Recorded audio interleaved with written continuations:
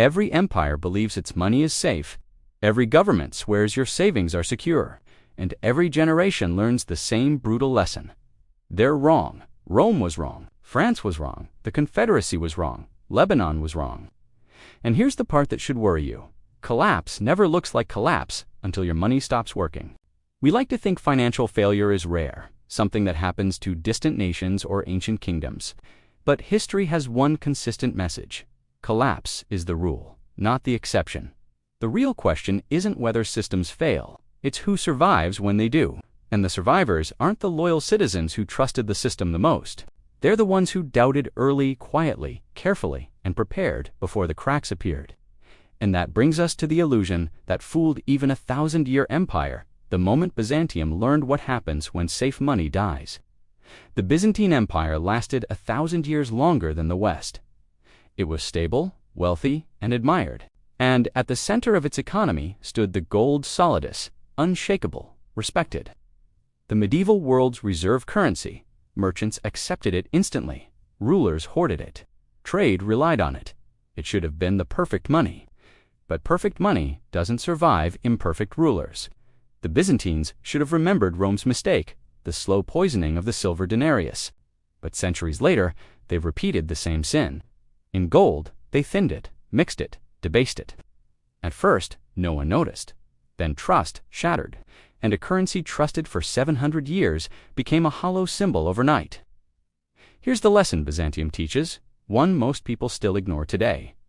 Governments never resist the temptation to dilute their money, and when they do, real value flees to assets they cannot print.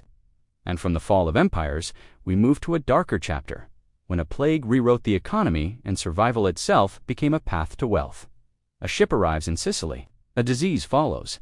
4 years later, half of Europe is gone. Cities emptied, villages erased, trade routes broken. But beneath the horror lay a transformation no one saw coming.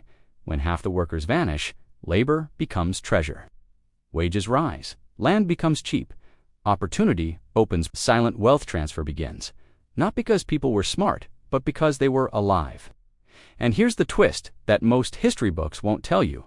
Survival itself became economic power.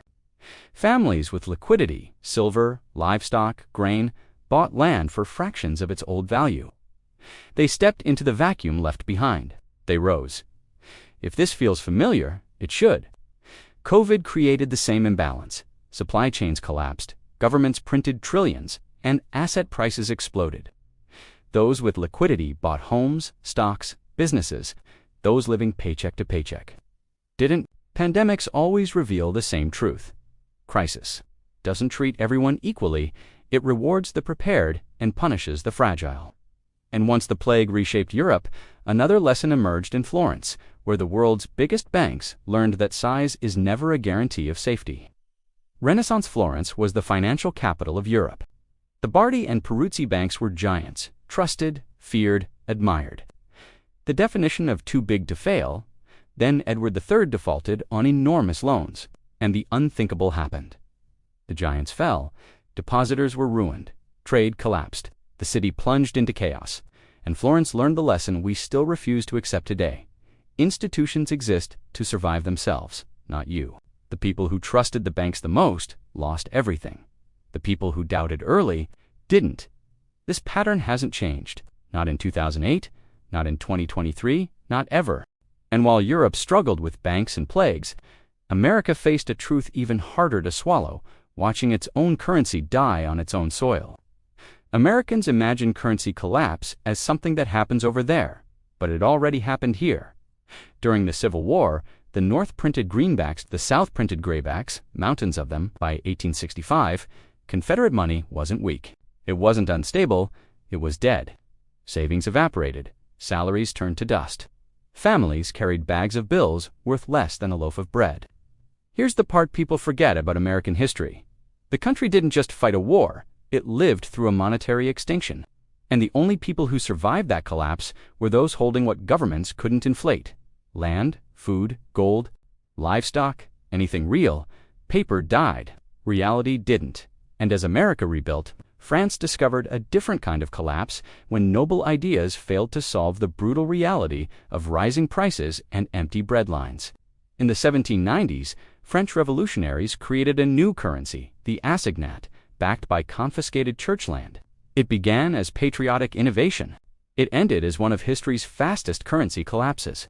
The government printed too much, prices exploded, wages lagged, bread riots returned, and suddenly the revolution couldn't feed its own people. Once again, a simple truth emerged. You can print money, but you can't print trust. Farmers refused to accept paper. They demanded silver, grain, or goods. People realized too late that noble promises can't buy bread.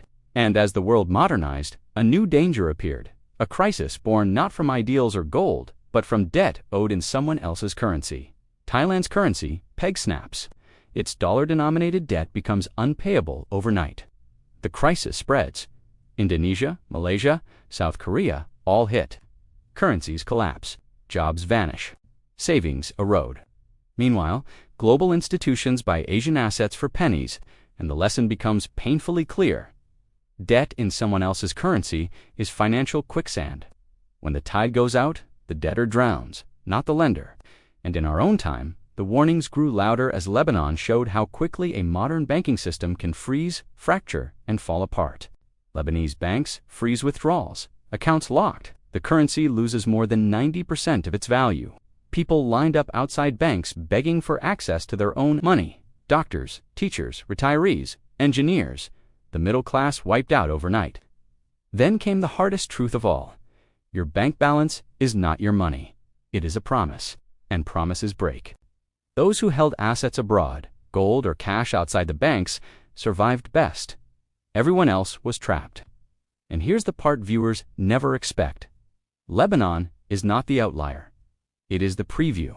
And when you assemble all these stories, empires, plagues, revolutions, defaults, and modern meltdowns, a single pattern emerges about what truly survives when everything else fails. Across 2,000 years, every collapse reveals the same blueprint. Paper money dies. Debt crushes the debtor. Institutions protect themselves first. Governments dilute until trust breaks. Wealth transfers silently from the trusting to the prepared. But here is the twist most people miss. Collapse is not just destruction. Collapse is opportunity. For the fragile, it is ruin.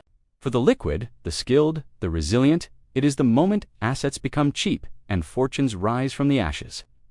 The question isn't whether systems fail. They always do. The question is whether you'll be the one holding paper promises or something real.